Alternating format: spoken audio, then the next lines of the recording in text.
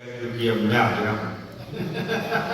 मैं आपके बीच में ऐसी कोई टेंशन की बात नहीं करूंगा जिससे दिमाग पे लोड पड़े। इतने सारे श्रोता थे, कवियों ने मेहनत कर करके उनको भगाया है। बचे कुचे जो मेरी किस्मत में है। हालांकि जब पहले इतने श्रोता थे, भगवान कसम कोरोना काल के बाद मैंने इतने सारे जिंदा आदमी पहली बार देखे। मैं आपको बिल्कुल टेंशन की बात नहीं करूंगा, इतनी लंबी लंबी कविताएं आपको नहीं सुनाऊंगा। सबने बहुत बढ़िया कविता पाठ किया है। एक बार सब कवियों के लिए आप जोरदार तालियां बजा दें। फोटो खींचो आप। लेकिन आपके जो फोटो खींच रहे हो जमाना गया, अब नया जमाना आ गया। अब पुरुष तो कम करते हैं, यूज लड़कियां ज्यादा करती हैं। अब इनको फोटो खींचना हो, आप ढंग से देखना। सेल्फी खींचते टाइम लड़कियों का और बीड़ी पीते टाइम गांव के बूढ़े डोकरों का मुंह एक जैसा हो जाता है।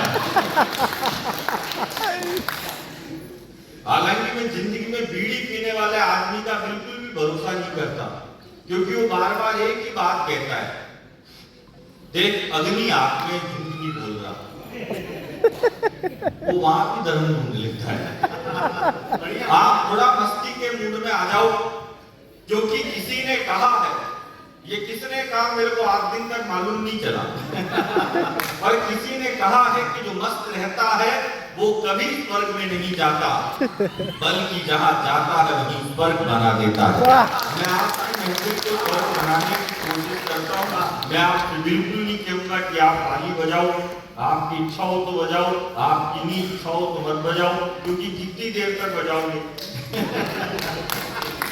और मैं आपको सराहूं, अशोक सहगल जी का मैं आभारी हूं कि वो वापस आए, और भाई साहब का भी मैं आभारी हूं कि ये भी वापस आए। हालांकि ये दोनों वापस इसलिए आए कि ये दोनों अपनी अपनी को छोड़ के यहाँ पे गए।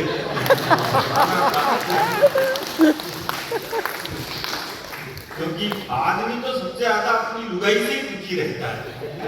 पत्नी को इंग्लिश में कहते हैं वाइफ। वाइफ की स्पेलिंग होती है WIFE, और इसकी फुल फॉर्म होती है without information fighting every time. मैं तो सर कोविड काल में एक दिन, कोविड काल में क्या है, लुगाई की शक्ल देखनी पड़ती थी सारे, और कोई दिखता ही नहीं था। तो कोरोना काल में मेरी वाइफ मेरे लिए खाना बना के लाई। तो एक दिन वो जैसे ही खाना बना के लाई तो गलती से मेरे मुंह से निकल गया। मैंने कहा यार कौन सी सब्जी बनाई, इसमें तो स्वाद ही नहीं आ रहा। कौन सी तेरे चटनी बनाई, इसमें तो स्वाद ही नहीं है। तो उसने कोविड की मेडिकल टीम को फोन कर दिया। बोली मेरे हस्बैंड की जुबान का स्वाद गायब हो चुका। भाई साहब वो मेरे को उठा के 14 दिन के लिए क्वारंटाइन। लेकिन भाई साहब मैंने बदला पूरा लिया। मैं जैसे ही वहां पे गया, उन्होंने मुझसे पूछा कि तुम किस किस से मिले थे। मैंने कहा मेरी बीवी से,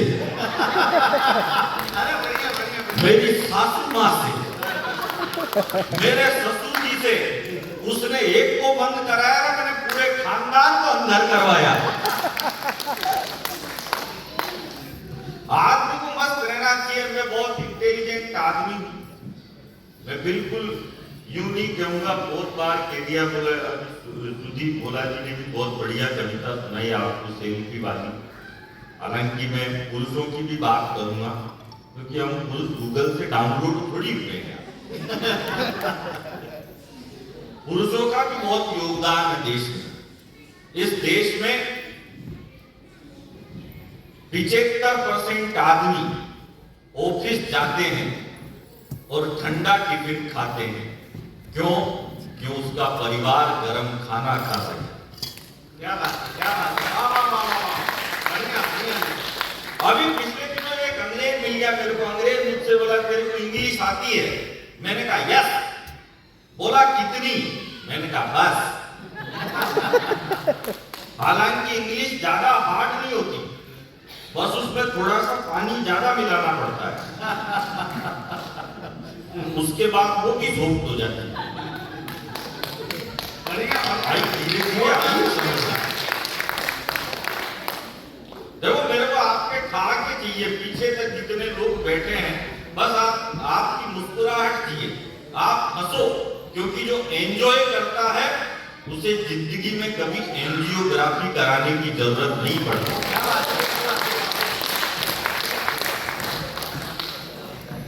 आनंद में रहो, मस्ती में रहो। देखो दो चार लोग भाग ही रहे हैं धीरे धीरे, तुमने भगाए तो बाकी बुला रहा हूं।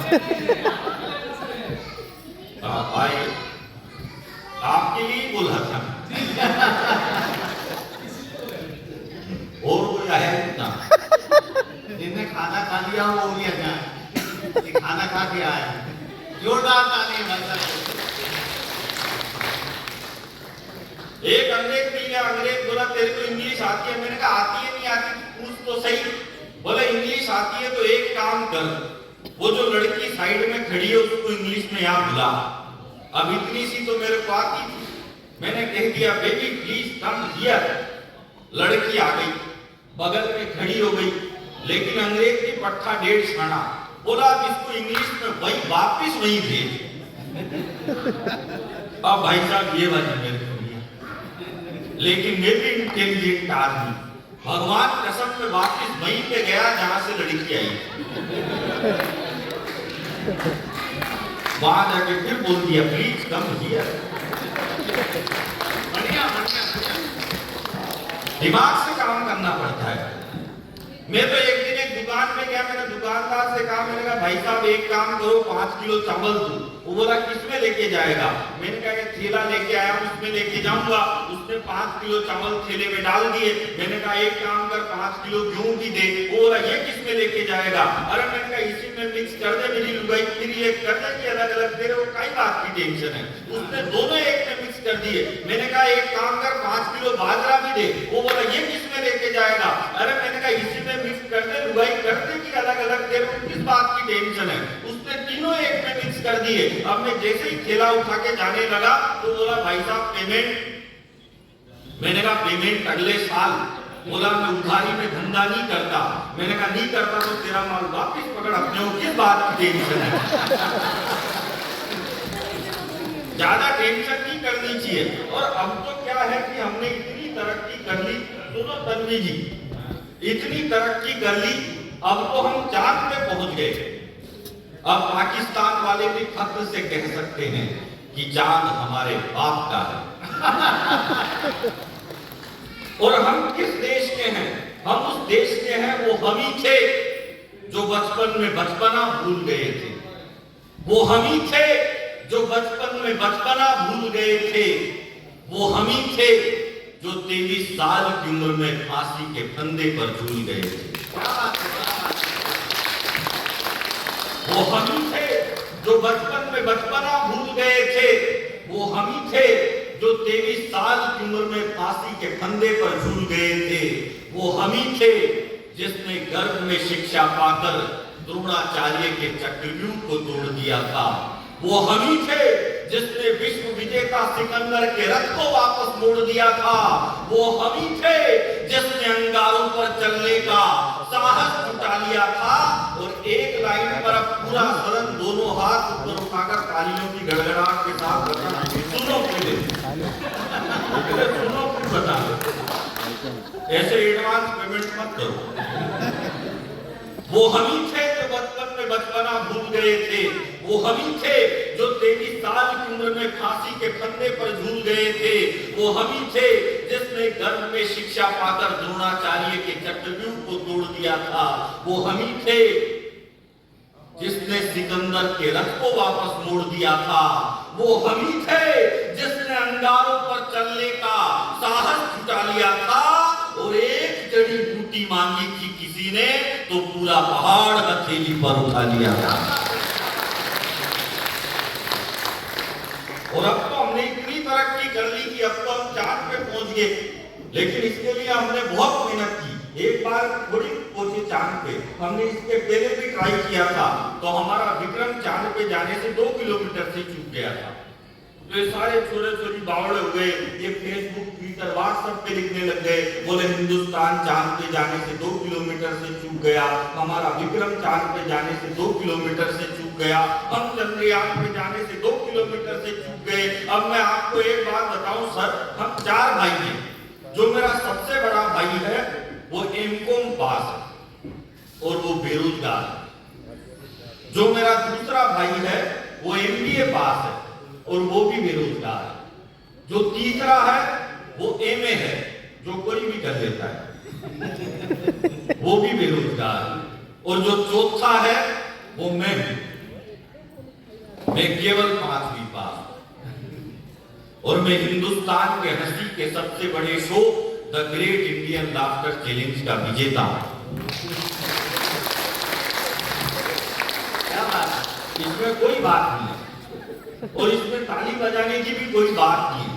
बात ये कि जो बेवकूफ बोल रहे थे कि हम चांद पे जाने से 2 किलोमीटर से चूक गए, हम चांद पे जाने से 2 किलोमीटर से चूक गए। अब एक बात बताओ, जब मेरे पिताजी को लाफ्टर चैंपियन पैदा करने के लिए 3 पड़ाव पार करने पड़े और एक बार नहीं बोल रहे, बोले हम चांद पे जाने से 2 किलोमीटर से चूक गए, हम चांद पे जाने से 2 किलोमीटर ट्राई करना पड़ता है।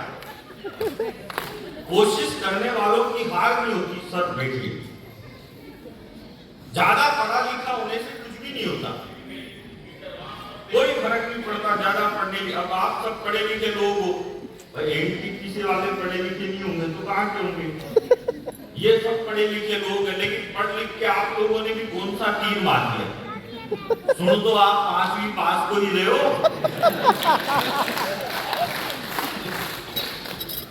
इस देश में याकूब मेनन को फांसी हुई तो इस देश का पढ़ा लिखा मीडिया बोले याकूब मेनन को गलत फांसी पे लटका दिया।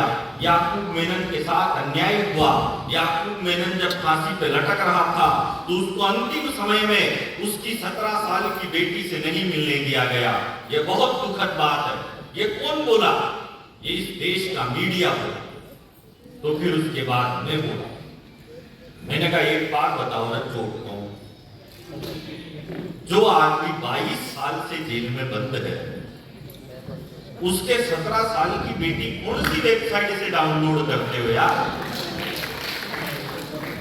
ज्यादा पढ़ा लिखा होने से कुछ भी नहीं होता और ज्यादा अमीर होने से भी कुछ नहीं होता। अमीर आदमी वो नहीं होता जिसके घर के बाहर 10 BMW खड़ी हो। अमीर वो भी नहीं होता जिसके हजारों एकड़ की संपत्ति हो। एक पंक्ति पर आपकी तालियां चाहिए। अमीर वो भी नहीं होता जिसके BMW खड़ी हो बहुत सारी। अमीर वो भी नहीं होता जिसके हजारों एकड़ की संपत्ति हो। जिस घर के बाहर बच्चे और बुजुर्ग मुस्कुराते हुए मिले, समझ जाओ वही घर अमीर होगा। मैं बढ़िया ही करता हूँ पर नंबर ही एंड में आता है मेरे को। बढ़िया करने का ही कोई दुश्मनी ना हो, इसलिए ज्यादा बढ़िया नहीं करना चाहिए। अब हमारे सुदीप भाई कह रहे थे, बोले ये हो गया। मैं सुदीप भाई के घर पे गया तो इन्होंने जैसे ही मैं घर पे आया तो भाभी जी से कहा, इन्होंने बोला अलबेला जी आए हैं। तो इन भाभी जी ने पूछा क्या बना के लाऊं? बोला अगर ये बीजेपी के हो तो चाय ले आओ, कांग्रेस के हो तो कॉफी लेके आओ। मैंने कहा भाई साहब मैं आम आदमी पार्टी का हूं। अच्छा, आपने राहुल गांधी के बारे में बहुत कुछ कहा। राहुल गांधी के बारे में कभी किसी को कुछ भी नहीं बोलना चाहिए, बोलना ही नहीं चाहिए, क्योंकि राहुल गांधी हम हास्य कवियों के कुल देवता हैं।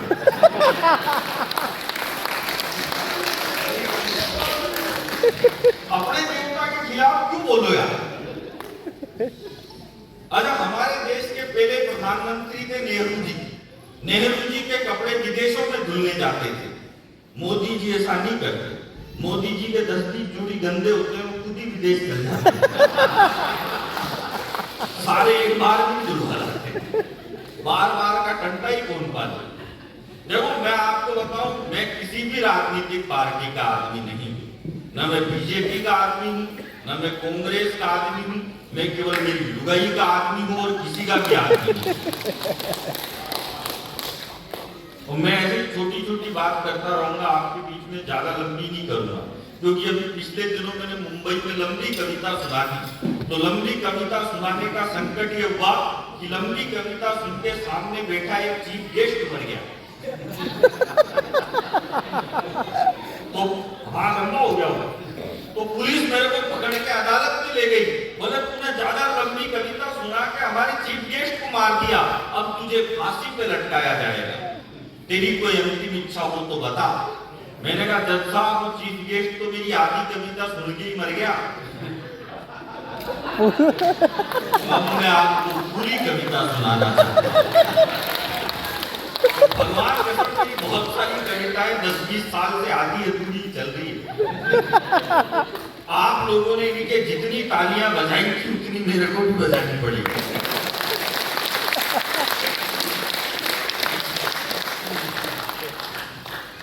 आनंद के साथ रहना चाहिए भाई साहब, ऐसे ही बहुत सारी टेंशन है दुनिया में।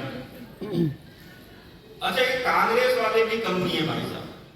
जब इस देश में बीजेपी के पहले प्रधानमंत्री बने अटल बिहारी वाजपेयी साहब, तो कांग्रेस वाले कहते थे कि यार ये अटल जी बिल्कुल भी अच्छे प्रधानमंत्री नहीं है, इन बीजेपी वालों को देश चलाना नहीं आता, बीजेपी वालों से देश संभलता नहीं है। फिर अटल जी थोड़ा पीछे हटे और आडवाणी जी मुख्य धारा में आए। तो आडवाणी जी ने जाके क्या करा, आडवाणी जी पाकिस्तान चले गए और उन्होंने पाकिस्तान में जाके जिन्ना की मजार पे फूल चढ़ा दी। तो जिन्ना की पे तो नहीं चढ़े, उनकी गुंजी पे ही चढ़ गए।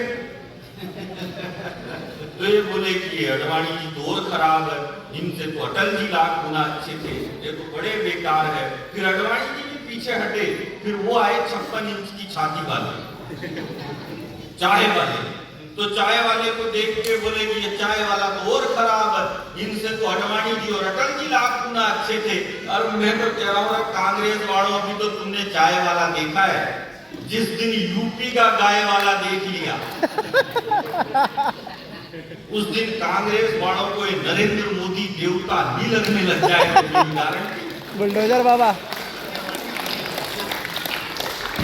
और बढ़िया करना पड़ता है। मैं जब भी राहुल जी का भाषण सुनता हूं,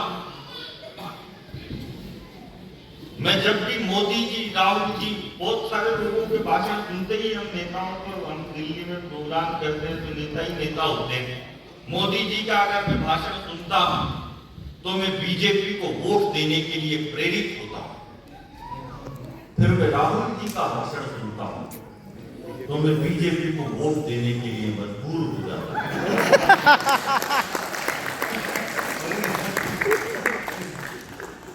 अच्छा, हमारे पड़ोस में एक लड़का है, वो लड़का थोड़ा अटक के बोलता है। अक्सर मेरे को बता देना मेरे को कितनी देर बोलना है, मैं लोकतांत्रिक आदमी हूँ, जितनी देर आप कहोगे उतनी देर सुनाऊंगा और फिर मैं वापस बैठ जाऊंगा। तो आप लोग जितनी देर सुनना चाहते हो, अगर आप सुनना चाहते हो तो एक बार मुझे तालियां बजा के बताओ। समय बहुत होता है। कौन बजिए? वही बात, इतनी रात को अगर किसी का फोन बच जाए तो समझ जाओ या उधार वाले का है या फिर जुगाड़ वाले का। ये बात मैंने इसलिए बोली क्योंकि मेरे पहले किसी ने नहीं बोली तो मैंने बोल दी। हमारे पड़ोस में एक लड़का है, पापा क्या करके बोलता है। एक दिन वो मेरे पास आ गया, बोला भाई साहब। मैंने कहा क्या हुआ? बोला भाई साहब अभी अभी नई पिक्चर देख के आ रहा हूँ, श्रद्धा कपूर की स्त्री 2। आप बोलो तो आपको स्टोरी सुनाओ। अब उसने मेरे को स्टोरी सुनाई। 3 दिन तक उसका इंटरव्यू ही नहीं आया। एक दिन वो एक दुकान पे चल गया, उसने दुकानदार से कहा, बोला भाई साहब कोई काम धंधा हो तो बताओ। दुकानदार ने उसको 10 महाभारत दी और कहा जा इनको बेच के आए। वो गया और 5 मिनट में 10 महाभारत बेच के आए। फिर दुकानदार से बोला भाई साहब ये तो थोड़ी ग्रोथ बताओ। दुकानदार ने उसको 20 महाभारत दी, वो फिर 20 मिनट में बेच के आ गया। फिर बोला बोला भाई साहब ये भी एक थोड़ी और ज्यादा दो। दुकानदार ने उसको 2 महाभारत दी, वो फिर 1 घंटे में बेच के आ गया। फिर बोला बोला भाई साहब ये तो यूं ही बिक जाते ज्यादा दो। तो दुकानदार ने अपनी बार उसको 500 महाभारत दी, वो फिर 2 घंटे में बेच के आ गया। तो दुकानदार का दिमाग खराब हो गया, बोले 500 महाभारत बेचने में आदमी को पूरी जिंदगी लग जाती है, तू जाता है घंटे 2 घंटे में कैसे बेच के आता है? तो बोला भाई साहब करना क्या है, घर घर देखे जाता हूं, दरवाजा खटखटाता हूं और कहता हूं कि गरीबों की पढ़ के सुनाओ।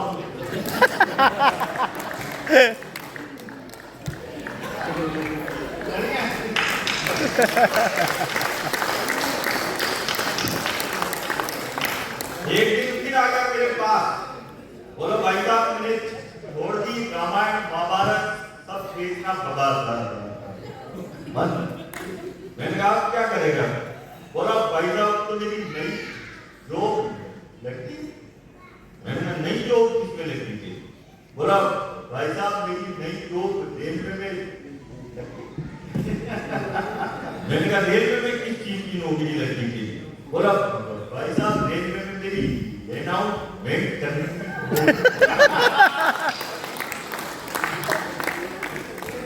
अब उसने अनाउंसमेंट किया, बोला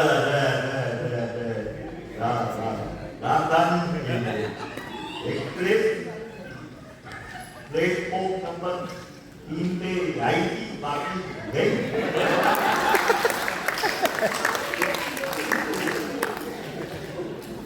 थोड़े दिन बाद उसने अपने 20 दोस्तों के साथ एक ऑफिस खोला 20वीं मंजिल पे। अब उसमें लिफ्ट नहीं थी, पहले ही दिन इनॉग्रेशन करने के लिए जाना। अब जैसे उसने गाड़ी पार्क करी तो बोला बोलो ऊपर बाहर में लेंगे, पहले मेरी बात तो बहुत देर लगाएगा यार 20 फ्लोर चढ़ने। तो 2-4 फ्लोर चढ़े, फिर बोला अरे बोलो बात नहीं, 10 फ्लोर चढ़ गया, फिर बोला अरे बोलो बाद में बोलना। फिर 20 फ्लोर चढ़ गए तो फिर सबने आप के पूछा उससे, भाई क्या बोल रहा था? बोला हम तो ये बोल रहे थे कि ऑफिस के ताले की चाबी तो नीचे कार नहीं ले गई।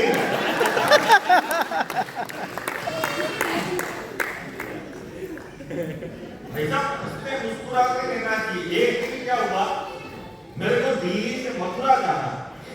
अब मथुरा जाना था तो मैं दिल्ली से ट्रेन में बैठा। अब मैं जिस ट्रेन में बैठा, मैं अपनी सीट पे गया तो आस-पास वालों ने पूछा, सबसे ज्यादा रिश्तेदारी अगर कहीं होती है तो ट्रेन में ही होती है। आस-पास वालों ने पूछा, बोले भाई साहब कहाँ जा रहे हो?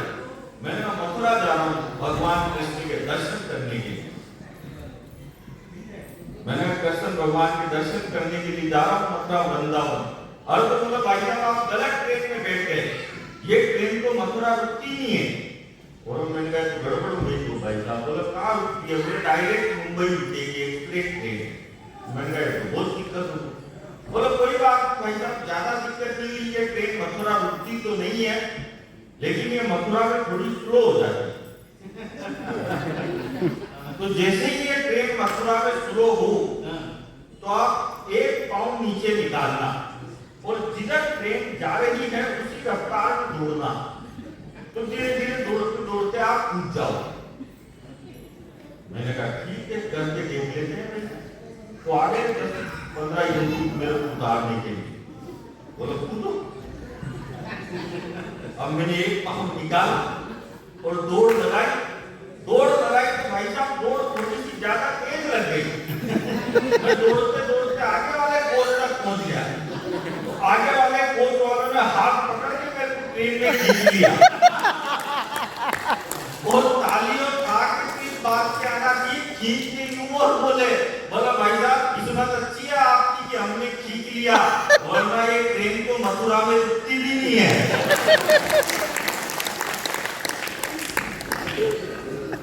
बहुत दिक्कत हो जाती है। एक बार क्या हुआ, बहुत सारे आ जाते हैं ज्ञान मांगने के लिए। एक आ गया मेरे पास, बोला गुरुजी ज्ञान दो। मैंने कहा क्या ज्ञान चाहिए? बोला ज्ञान दो जो लुगाई जिंदगी भर मेरी गुलाम बन के रहे। मैंने कहा यार ऐसा ज्ञान तो मेरे खुद के पास ही नहीं है। बोले यार आप तो इतने बड़े कलाकार, इतने बड़े कवि हो, आप दे ही सकते हो ज्ञान। मैंने कहा ठीक है ले जा ज्ञान। मैंने कहा तेरी शादी कब है? बोला भाई साहब शादी कब होने वाली है? मेरी अगले महीने दिसंबर में। तो बोला दो ज्ञान की, ऐसा ज्ञान दो लुगाई गुलाम बन के रहे। मैंने कहा ऐसा ही ज्ञान दूंगा लुगाई जिंदगी भर तेरी गुलाम बन के रहे। तो बोली करना क्या है? मैंने कहा कुछ भी नहीं करना, शादी के पहले ही दिन तेरी वाइफ के पास एक दारू की बोतल ले जाके रखे, तो तेरी लुगाई देखती ही कहेगी ये कैसा बेवड़ा पति मिल गया है। शादी के पहले ही दिन दारू की बोतल लेके आ गया, दूसरी के सामने दीवार पर फेंक के फोड़ देना और कह देना आज से तेरे प्यार में बंद। तेरी लुगाई जब तेरा इतना बड़ा त्याग और बलिदान देखी तो जिंदगी भर तेरी गुलाम बन के रहेगी। उसने वैसा ही किया, शादी के पहले ही लुगाई के पास दारू की बोतल ले जाकर रखी। लुगाई देखती बोली ठीक है बढ़ाओ, लेकिन मेरे पेट में सोडा मत डालना।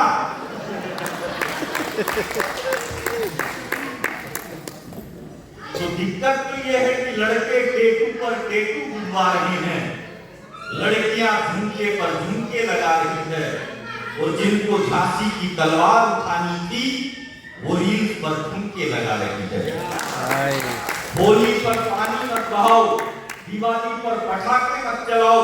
वो इजराइल इतना सा देश है, इतना सा तो नहीं है, ज्यादा बड़ा है, जैसे आजा करते हैं। इजराइल छोटा सा देश है, इजराइल परमाणु बम फोड़ रहा है और ये हमको सुतली बम भी फोड़ने दे। इसलिए कह रहा हूं कि होली पर पानी मत बहाओ, दिवाली पर पटाखे मत चलाओ, और खुद की पार्टियों में कोकिंग चल रही है। लड़के शाहरुख की अदाओं पर मचल रहे हैं, लड़कियां दीपिका पादुकोण बन रही है। अरे बनना था तो सावित्री बनती, जो अपने मृत पति को जीवित कराने के लिए यमराज के समक्ष खड़ी रही और 14 साल के वनवास के बाद भी उर्मिला लक्ष्मण के लिए पानी का गिलास लेकर खड़ी रही। एक 2 मिनट की कविता में आपको अंतिम हिंदुस्तान की सेना पर सुनाना चाहता हूं, और मैं इसलिए सुनाना चाहता हूं कि जो माताएं अपने बच्चों को पिज्जा, बर्गर और चाउमीन खिला रही है, वो अपने बच्चों के लिए मौत का सामान तैयार कर रही है, और जो माँ अपने बच्चों को छाछ में बाजरे की रोटी चूर कर खिला रही है, वो हिंदुस्तान के लिए सेना का जवान तैयार कर रही है। वाह! मैं एक देश की सेना पर एक कविता सुनाना चाहता हूँ। एक बार मुझे पूरा सदन जोरदार तालियां बजा के बताओ कि उसका भी मन करता है बच्चों को घोड़ा बनकर पीठ पर घुमाने का। उसका भी मन करता है बच्चों को घोड़ा बनकर पीठ पर घुमाने का, स्कूल जाने से पहले गुड़िया की चोटियां बनाने का। उसका भी मन करता है बच्चों को घोड़ा बनकर पीठ पर घुमाने का, स्कूल जाने से पहले गुड़िया की चोटियां बनाने का, मगर घर से निकल जाता है कर्तव्य का बीड़ा हाथ में लेकर। पिता को दवाई कौन देगा ये पीड़ा हाथ में लेकर। उसका कद हिमालय से भी बड़ा होता है जो देश की रक्षा के लिए सरहद पर खड़ा होता है। उसका कद हिमालय से भी बड़ा होता है जो देश की रक्षा के लिए सरहद पर खड़ा होता है। वो ठंडी बर्फ में भी मुस्कुराता है आसमान मोड़कर, वो तपती रेत में भी सो जाता है घुटनों को मोड़कर। वो सालों तक अपने आंगन के दर्शन नहीं करता, वो रूखी सूखी खा लेता है, मगर कभी जंतर मंतर पर प्रदर्शन नहीं। क्या बात है। एक दिन सैनिक की बेटी अपने पिताजी को फोन करके कहती है कि पिताजी मैं आपके बालों में कंघा घुमाना चाहती हूँ, मैं आपके बालों में कंघा घुमाना चाहती हूँ, रात को सोने से पहले आपकी मूंछों में ताव लगाना चाहती हूँ, छुट्टियों में नानी के घर जाऊंगी ना तो एक संदूक लेकर आना, छुट्टियों में नानी के घर जाऊंगी ना तो एक संदूक लेकर आना, और मैं भी सैनिक बनना चाहती हूँ, मेरे लिए भी एक बंदूक लेकर आना। क्या बात है, क्या बात है, क्या बात है। छुट्टियों में नानी के घर जाऊंगी ना तो एक संदूक लेकर आना, और मैं भी सैनिक बनना चाहती हूँ, मेरे लिए भी एक बंदूक लेकर आना। मगर जैसा जाता है सैनिक वैसा घर नहीं आता, मगर जैसा जाता है सैनिक वैसा घर नहीं आता। धड़ तो आता है वापस उसका, मगर सर नहीं आता। क्या बात है, क्या बात है। जैसा जाता है सैनिक वैसा घर नहीं आता, धड़ तो आता है वापस उसका, मगर सर नहीं आता। तो बच्ची अपनी दादी से पूछती है कि दादी, मेरे पिताजी ने ऐसा क्या अपराध किया था कि मैं उनका चेहरा तक भी नहीं देख पा रही, ऐसा क्या अपराध किया था कि मैं एक बार उनके गले मिलकर रो भी नहीं सकती। तो उस दादी ने अपनी छोटी सी पोती से कहा, और क्या कहा, यही कविता लिखने का निश्चय है और आप सबका समर्थन चाहिए। ये जवान रामोतार, इसने बड़ी मेहनत की है, मैं तुम्हें समर्पित करता हूँ ये पंक्तियां। क्या कहती है वो दादी अपनी बेटी से कि मैं नहीं, मेरा विश्वास कहता है, मैं नहीं, मेरा विश्वास कहता है, गोरा बादल और कल्ला जी का इतिहास कहता है। मैं नहीं, मेरा विश्वास कहता है, गोरा बादल और कल्ला जी का इतिहास कहता है। मेरा बेटा तिरंगा हाथ में लेकर बढ़ रहा होगा, मेरा बेटा तिरंगा हाथ में लेकर बढ़ रहा होगा, और सर कट गया होगा तो धड़ लड़ रहा होगा। क्या बात है, क्या बात है। अंतिम दो पंक्तियों पर आप सबकी तालियां उठेगी। मैं नहीं, मेरा विश्वास कहता है, गोरा बादल और कल्ला जी का इतिहास कहता है।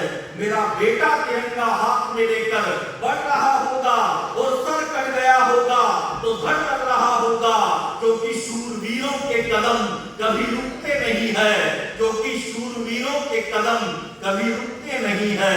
और बेटी, तेरे पापा तिरंगे के अलावा किसी और के आगे झुकते नहीं है। बेटी, तेरे पापा तिरंगे के आगे अलावा किसी और के आगे झुकते नहीं है। और सितारों को आंखों में महफूज रख लो, बड़ी दूर तक रात की रात होगी, मुसाफिर है हम भी, मुसाफिर हो तुम भी, फिर किसी मोड़ पर मुलाकात होगी।